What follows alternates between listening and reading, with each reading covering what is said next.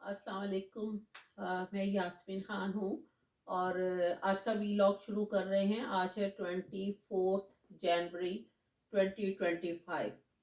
तो वीलॉग में जैसा कि मामूल के मुताबिक जो शुरू किया जाता है इंटरनेशनल, उसी तरह मैं आ रही हूँ।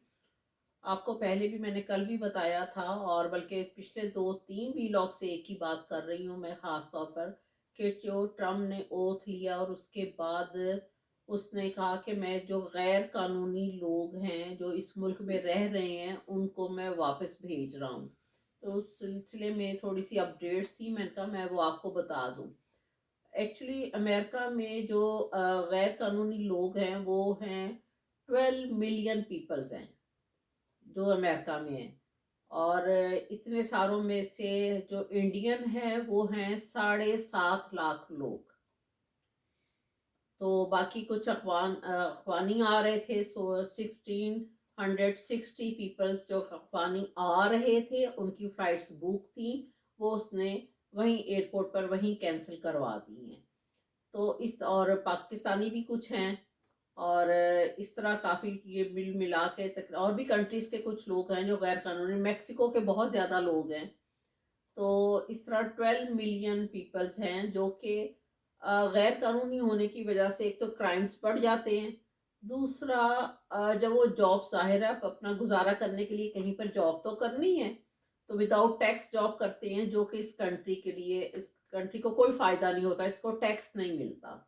और फिर वो जहाँ पर जॉब करते हैं वो कैश पैसे ले लेते हैं और उनकी जगह पर जिनका राइट बन रहा होता है, जिन्होंने टैक्स देना होता है, उनकी जॉब्स में कमी हो जाती है और फिर क्राइम का भी नहीं पता चलता कि कौन कर गया। तो इस तरह इस सिलसिले में इसने काफ़ी बड़ा ऑपरेशन किया है। इवन के अभी 33 आवर्स की आपको मैं अपडेट दे रही हूँ, इसमें कोई तकरीबन 460 पीपल्स को इन्होंने अरेस्ट किया है और उसके बाद उनको वो भेज रहे हैं, जिसमें कि काफ़ी क्रिमिनल्स लोग भी हैं और बाकी जो विदाउट क्राइम्स भी किए हुए वो भी लोग हैं और जो इंटरपोल में रेड कार्ड जिनके इशू हुए हुए थे वो लोग भी इसमें शामिल हैं। तो इस तरह 460 460 पीपल्स को आज इन्होंने भेज दिया है। तो काफ़ी बड़ा ऑपरेशन था और जिसमें कि ये जो ऑपरेशन किए गए ये अमेरिका की स्टेट बोस्टन से हुआ है। तो और इसमें इनके जो हैं पुलिस वाले भी हैं, इनकी आर्मी के ट्रुप्स भी लगे हुए हैं, दूसरे इंटेलिजेंस के लोग भी हैं। तो इस तरह वो पकड़ धकड़ कर रहे हैं और ये बहुत बड़ा ऑपरेशन आज भी हुआ है। तो दूसरा जो क्रिमिनल लोग थे जो कि पे रोल पर होते हैं, जेल्स वगैरह में, जेलों में बंद होते हैं, उनको पे रोल पर बाहर छोड़ा जाता है और उनके ऊपर भी पाबंदी लगा दी है, उनको भी वापस भेज रहे हैं और उनको कहा है कि अब इनको पे रोल नहीं मिलेगा। कि जो जेलों में रहते हैं फिर बाहर निकल आते हैं टेम्परेरी पीरियड के लिए, लेकिन पुलिस के साथ उनका कंप्लीटली बाकायदा राब्ता होता है। तो उसने उनका पे रोल भी बंद कर दिया है। तो इस तरह की काफ़ी सख्ती की जा रही है जिसमें कि लोग बहुत ज़्यादा अपसेट हैं और परेशान है। ज़ाहिर है जा रहे हैं रोते पीटते हुए अपने मुल्कों में, जो आए हुए थे, पता नहीं कौन कितने कितने सालों से रह रहा था यहाँ पर। तो ये मेरे का इसकी एक तो ये मैं आपको अपडेट दे दूँ। दूसरा सऊदी अरब ने जो मोहम्मद बिन सलमान है उसने, देखे ना, मुल्क में एक स्ट्रॉन्ग हुकूमत आई है, नया प्रेसिडेंट आया है, तो साथ ही इन्वेस्टमेंट आनी शुरू हो गई है। अभी 3-4 दिनों में ही देख लें उसने फ़ोन करके कहा है कि सिक्स मैं इन्वेस्टमेंट करना चाहता हूँ, मोहम्मद बिन सलमान ने कहा है, और 600 बिलियन डॉलर की इन्वेस्टमेंट कर रहा है। कहता है इससे भी ज़्यादा ज़रूरत पड़ी तो इससे भी ज़्यादा करूँगा। तो 3-4 दिनों में ही कितना ज़्यादा इस कंट्री में पैसा अभी आना शुरू हो गया है, लोग ऑफर दे रहे हैं दूसरे कंट्रीज़ वाले ना। तो ये इतने स्ट्रॉन्ग प्रेसिडेंट होने से या मुल्क में सही डेमोक्रेसी होने से कितना फ़र्क पड़ता है। तो इसके मुकाबले में आप हम पाकिस्तान को देख लें, वहाँ पर कोई इन्वेस्टमेंट करने के लिए तैयार नहीं है, वो सिर्फ IMF के कर्ज़ों पे चलते हैं। खैर एनीवे, अभी हम इंटरनेशनल न्यूज़ पर ही रहते हैं, ये एक छोटा सा एक मैंने रेफरेंस दे दिया आपको। तो अभी जब इसने ओथ ली है उसके बाद ट्रम्प को वहाँ पर ज़ाहिर है मुसलमान भी थे, मुस्लिम लोग भी थे, तो उन्होंने वॉशिंगटन नेशनल कैथेड्रल में इसको अजान सुनवाई है, जो कि ट्रम्प ने बैठ के अजान सुनी है। मैं आपको इसका छोटा सा क्लिप दिखाती हूँ और आपको देख के खुशी होगी। तो छोटा सा क्लिप देखिए, उसके बाद फिर बात कंटिन्यू करते हैं।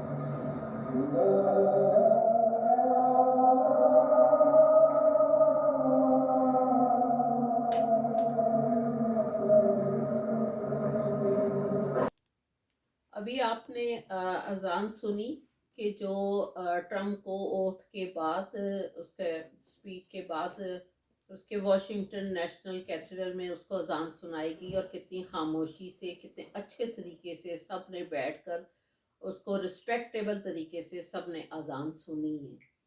तो इन चीज़ों से बहुत फ़र्क पड़ता है कि अब इंसान अपने रिलीजन का भी दूसरों को बताए, जैसे हम इनके रिलीजन का भी बताते हैं और एक दूसरे की बात करते हैं, तो ये अच्छी बात है। ये सारे रिलीजन अल्लाह पाक नहीं उतारे, कि हमने खुद नहीं बनाए हुए।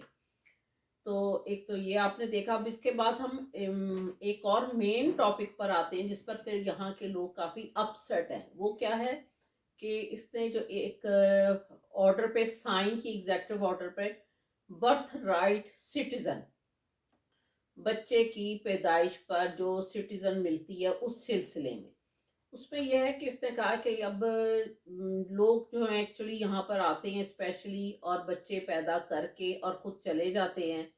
तो जब बच्चा बड़ा हो जाता है, फिर वो बच्चा अपने पेरेंट्स को स्पॉन्सर करता है। तो इसने ये राइट्स बंद कर दिए अपने एग्जेक्टिव ऑर्डर के जरिए। लेकिन इसमें मैं आपको एक थोड़ी सी चीज़ बता दूं, बाय लॉ ये एकदम एग्जेक्टिव ऑर्डर ठीक है, अपनी अहमियत खुद रखता है, लेकिन ये इस तरह पास नहीं हो जाता, इसमें थोड़ा टाइम लगेगा। वो ये एक दो चीज़ें मैं आपको समझा देती हूँ कि पहले तो अमेरिका में ऐसा होता था कि 18 ईयर्स का जो बच्चा होता था, बच्चा यहाँ पैदा हो गया, पेरेंट्स चले गए, बच्चे ने स्पॉन्सर किया, जब वो 18 साल का हो गया, जब पेरेंट्स को स्पॉन्सर किया तो पेरेंट्स आ जाते थे। फिर उसके बाद इन्होंने अमेंडमेंट करके बच्चे की एज जो थी वो 21 ईयर्स कर दी थी, 21 साल, कि 21 साल का होगा तो वो स्पॉन्सर करेगा। तो जब वो स्पॉन्सर करता था तो पेरेंट्स आ जाते थे। इस तरह लोगों के लिए बड़ी आसानी हो गई हुई थी। तो उसको ये चीज़ नहीं पसंद आई, और लेकिन इसमें अमेंडमेंट करने में इसने एग्जेक्टिव ऑर्डर तो ज़रूर पास कर दिया है, और लेकिन ये इस तरह कानून नहीं बनेगा। अमेरिका का जो कॉन्स्टिट्यूशन है उसके मुताबिक थर्ड फोर्थ कांग्रेस में जब मेजॉरिटी उसको पास करे, कांग्रेस में जाता है केस, और वो थर्ड फोर्थ मेजॉरिटी उसको पास करे, रिकमेंड करे, फिर उसके बाद वो जाता है सुप्रीम कोर्ट में। अब सुप्रीम कोर्ट अगर उसको डिसीजन लेती है, उसको पास कर देती है, उसको एक्सेप्ट कर लेती है, तो वो फिर लॉ बनता है, अदरवाइज यूं नहीं लॉ बनता। तो ये अभी इसका थोड़ा सा प्रोसेस चलेगा। अब जब ये प्रोसेस चलेगा, कांग्रेस इसको थर्ड फोर्थ में पास करेगी, अमेंडमेंट को एक्सेप्ट करेगी, तो जाएगा सुप्रीम कोर्ट में। अगर वो भी इसको एक्सेप्ट कर लेती तो फिर ये ऑर्डर जो है ये लॉ बन जाएगा, अदरवाइज नहीं। पहले अमेरिका में कोई तकरीबन 26 27 अमेंडमेंट हो चुकी हैं ऑलरेडी, लेकिन वो भी कितने अरसे में हुई हैं, तकरीबन 200-250 साल में हो चुकी हैं। एकदम जल्दी अमेंडमेंट नहीं हुई। कॉन्स्टिट्यूशन में अमेंडमेंट करना इतना आसान काम नहीं है, काफ़ी मुश्किल काम है, काफ़ी उसको प्रोसेस से गुजारना पड़ता है। पाकिस्तान तो नहीं है ना कि वहाँ तरमीम हुई, 4 बंदे इकट्ठे हुए, तरमीम हुई, चलो जी कानून बन गया, बल्ले बल्ले कानून बन गया। ये अमेरिका है, यहाँ का कॉन्स्टिट्यूशन दूसरा डिफरेंट है। अच्छा, उसके बाद यहाँ पर ये जो बच्चे की पैदाइश पर पेरेंट्स को भी मिल जाती है, नेशनलिटी मिलती है, ये यहाँ का कानून तकरीबन कोई 150 साल से चला आ रहा है। तो इसलिए लोगों ने इसके ऊपर बहुत एतराज़ किया यहाँ की मुख्तलिफ स्टेट्स में, जिसमें कि 50 में से 18 स्टेट ने इसको चैलेंज भी कर दिया है। तो अभी अब जो चैलेंज हुआ है, अब देखें इसका क्या सुप्रीम कोर्ट क्या डिसीजन करता है, फिर उसके बाद पता चलेगा। लेकिन साथ उसने ये भी कहा कि अगर कोई बच्चा यहाँ पैदा होता है, तो जब तक उसके बाप की भी नेशनलिटी यहाँ पर ना हो, तो वो उस बच्चे को नेशनलिटी नहीं मिलेगी। ये थोड़ी सी डीपली चीज़ें हैं जिसको समझना पड़ेगा, एकदम आप लोग ना परेशान हो, अपसेट हो। और ये अभी जब कानून बनेगा, कांग्रेस पास करेगी मेजॉरिटी से, फिर वो सुप्रीम कोर्ट करेगी, फिर जाकर ये अमेंडमेंट होगी, अदरवाइज नहीं होगी। एक तो मैंने आपको ये बहुत ज़रूरी था क्वेश्चन, लोग पूछ रहे थे बर्थ राइट सिटीजन का, तो वो मैंने आपको बताया है। तो अब आते हैं और किसी न्यूज़ की तरफ, वो भी अमेरिका से ही ताल्लुक़ रखती है। सॉरी, चाइना ने कहा है कि मैंने कोई 230 मिलियन डॉलर लगाया है ग्वादर पर, ये चाइना ने कहा है। तो अब लगाया तो उसने है, अब पता नहीं वो उतना लग गया है कि आधे कहीं चले गए हैं, किसी की जेब में चले गए, ये कुछ नहीं जानता, लेकिन चाइना ने बहरहाल इतना वहाँ पर स्पेंड कर दिया है पैसा, ये उसने कहा है। दूसरा, बाइडन ने अपना प्रेसिडेंशियल पार्डन इस्तेमाल किया है, जो कि जाते जाते प्रेसिडेंट के पास राइट होता है कि वो किसी को माफ़ी दे।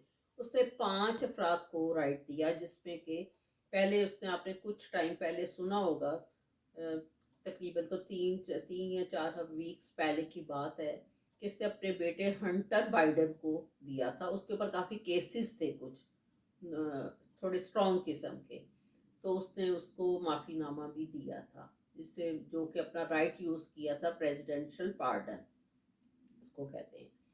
तो इसने और 5 बंदों को दिया है। तो ये मैंने आपको न्यूज़ देनी थी। फिर उसके बाद इसराइल के जो आर्मी चीफ है इसराइल का, जैसे कि इसराइल और गाज़ा की आपको पता है जंग बंदी हुई है, तो देखें उसने खुद रिज़ाइन कर दिया है कि मैं इस काबिल नहीं हूँ कि मैं इस कंट्री को और सर्व कर सकूँ। तो इस तरह की डेमोक्रेटिक कंट्रीज़ में ये चीज़ें होती हैं, और इसको कितना रिस्पेक्टेबल तरीके से लिया जाता है कि अगर मैं इनको सर्व करके सही पॉजिटिव इसको मैं रिस्पॉन्स नहीं दे सका, तो बेनिफिट्स नहीं दे सका, और तो उसने अपने आप को इस सीट के लिए मुनासिब नहीं समझा, और अवाम ने भी नहीं समझा था कि ये रहे, तो उसने उसको रिज़ाइन कर दिया है। तो बाकी पाकिस्तान में तो हमारे अपने तरमीम करके अपना टर्नओवर बढ़ाते हैं। तो ये आपको मैंने कहा छोटी सी और भी ये न्यूज़ है, इस तरह की और दे दूँ। तो अब चलते हैं हम थोड़ा सा डोमेस्टिक न्यूज़ की तरफ। डोमेस्टिक न्यूज़ में इमरान खान साहब ने कहा है कि मुज़ाकरात अब नहीं होंगे, क्योंकि वो लोग सीरियस ही नहीं है हुकूमती लोग मुज़ाकरात करने में। हालांकि इन लोगों ने इनको लिख के भी दे दिया था, लेकिन फिर भी ये लोग नहीं सीरियस हो रहे और नहीं उसको एक्सेप्ट कर रहे। तो इसलिए अब उन्होंने कहा कि जुडिशल कमीशन नहीं बनाया जा रहा, तो मुज़ाकरात नहीं होंगे। एक तो ये थी खबर, और दूसरा अपना वहाँ पर पोलियो के हालात में पाकिस्तान को पिछले 12 साल में 11 अरब रुपया मिला है पोलियो के लिए, जिसमें कि आपको पता ही है कि पाकिस्तान के हेल्थ वाइज क्या हालात हैं। और 420 जो लोग हैं वो भी केसेस और सामने आ चुके हैं पिछले कुछ सालों में, और अभी इनको 5 साल में $1 अरब और मज़ीद पैसे मिले हैं पोलियो के सिलसिले में। अब इतना पैसा सिर्फ पोलियो के लिए ही मिला है, लेकिन वो नज़र कहीं नहीं आ रहा। बहरहाल क्या कहूँ कि कहाँ गया वो पैसा, इतना अरबों अरबों डॉलर कहने की बात है। ये सिर्फ पोलियो के लिए मिले हैं, लेकिन पोलियो के केसेस तो फिर भी हो रहे हैं। 69 केसेस तो अभी हुए हैं, पिछले साल हुए हैं, 24 में हुए हैं पोलियो के केसेस। एक तो ये आपको न्यूज़ देनी थी। दूसरा, इमरान खान साहब ने कहा कि वो मुरव्वत अब फजल मुरव्वत, क्या नाम है इसका लॉयर का, तो वो मेरा वकील नहीं है, और उसको वापस भेज दिया मिलने से ना। जाहिर है कुछ उनको पता चला होगा कि ही इज़ नॉट सिंसियर, तो उन्होंने उसको मिलने से भी इनकार कर दिया, और अपना लॉयर भी एक्सेप्ट करने से उसको इनकार कर दिया कि इसको मेरा लॉयर ना माना जाए। एक तो ये मैंने कहा आपको मैं बताऊं, और दूसरा पाकिस्तान में जो पीका एक्ट एक इन्होंने नया निकाला है, पीका एक्ट 2025 का, इसका तरमीमी बिल इन्होंने मंजूर कर लिया है कि अगर कोई फेक न्यूज़ देगा तो उसको 3 साल कैद होगी और 20 लाख रुपया उसके ऊपर जुर्माना होगा, तो या दोनों होंगे। अब खुद ही ये लोग तरमीमी बिल चीज़ें निकाल लेते हैं, खुद ही चीज़ें फिक्स कर लेते हैं।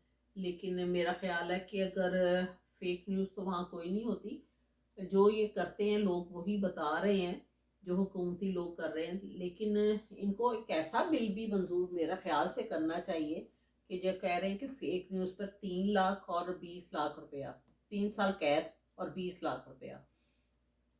तो जो फेक हुकूमत बैठी हुई है उसके लिए क्या पनिशमेंट होनी चाहिए, उसके लिए कितने साल कैद होनी चाहिए, या कितना उसके लिए लाखों में या करोड़ों में उसका पनिशमेंट होनी चाहिए, जुर्माना होना चाहिए। उसके लिए भी तो कोई तरमीमी बिल पास करना चाहिए ना। तो ये सोशल मीडिया को तो अब दुनिया में कोई नहीं रोक सकता, इसके बगैर तो अब दुनिया जो है वो नहीं चल सकती, सोशल मीडिया।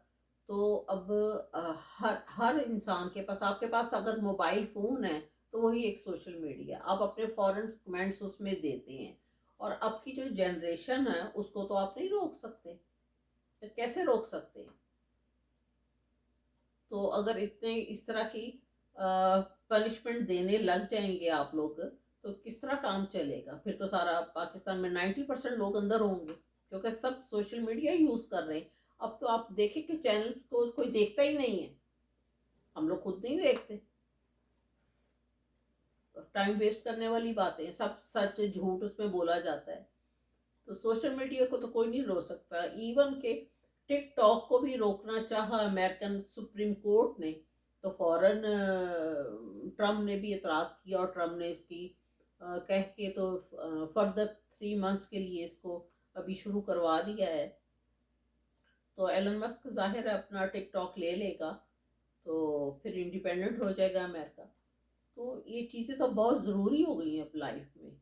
अब फ़ौरन कोई चीज़ देखनी हम फ़ौरन गूगल्स करते हैं, गूगल्स करके हम कहीं जाना हो अपनी गाड़ी में तो गूगल्स में उसमें अपना डिस्टेंस, अपना ट्रैवलिंग का डिस्टेंस डालते हैं, एड्रेस डालते हैं, तो वहाँ पहुँच जाते हैं। तो इसके बगैर अब कहाँ गुजारा है। तो ये अजीब अजीब बातें पाकिस्तान तरमीमी बिल इस तरह का मंजूर करके, इस तरह तो पाकिस्तान के 90% लोग जो हैं वो जेलों में पड़े होंगे। इसीलिए पाकिस्तान में कोई इन्वेस्टमेंट नहीं कर रहा। अपने आप को दुरुस्त करना चाहिए इन लोगों को। अभी देखे ना कि अभी ट्रम्प को आए हुए कितना टाइम हुआ, 2-3 दिन हुए, 20th को उसने ओथ लिए। तो आज मोहम्मद बिन सलमान ने खुद फ़ोन करके $600 बिलियन की इन्वेस्टमेंट का ख्वाहिश जाहिर की है और कहा है कि इससे भी ज़्यादा ज़रूरत है तो मैं इससे भी ज़्यादा करूँगा। तो पाकिस्तान में क्यों नहीं कोई फ़ोन करके कहता है कि मैं इतने $बिलियन लगाना चाहता हूँ। उनको पता है वो खा जाएंगे सारे, इसलिए पैसा कोई नहीं दे रहा वहाँ पर।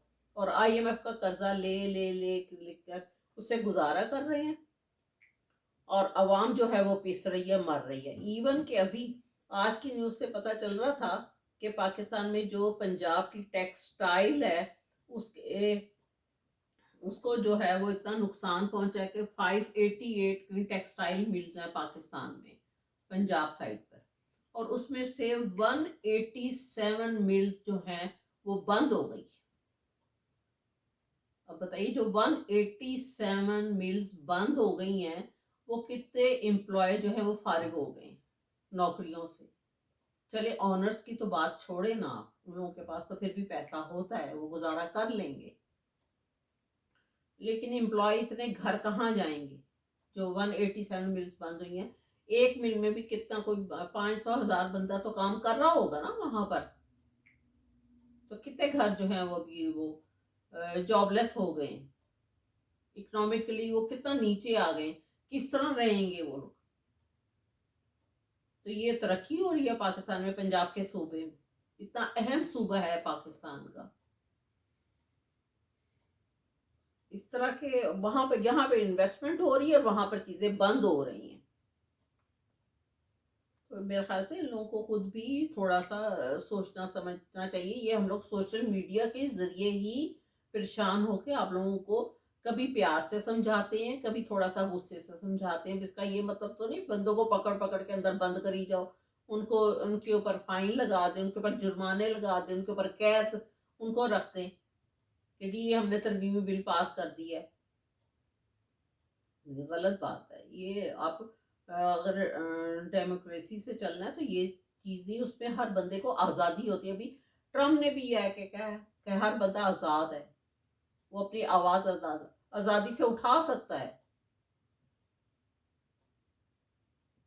ये थोड़ी सी चीज़ें मैंने आपको बताई हैं आज, और जो अगली न्यूज़ है वो मैं इंशाल्लाह आपको कल फिर दूंगी। काफ़ी सारे न्यूज़ हैं, लेकिन अभी जो मेन है वो यही है कि अभी यहाँ पर जो ऑपरेशन चल रहा है, अब कल फिर देखे कितने रेस्ट करके कितनों को रिपोर्ट किया जाएगा, क्योंकि ये काम बहुत तेज़ी से यहाँ पर हो रहा है। और सारे बैरियर्स वहाँ पर मैक्सिको बॉर्डर पर बैरियर्स लगाए जा रहे हैं, सारी ट्रुप्स खड़ी हैं और किसी को उधर से इधर आने नहीं दे रहे। पहले पैदल चलकर आ जाते थे, अब तो सारों को पकड़ पकड़ कर रिपोर्ट किया जा रहा है।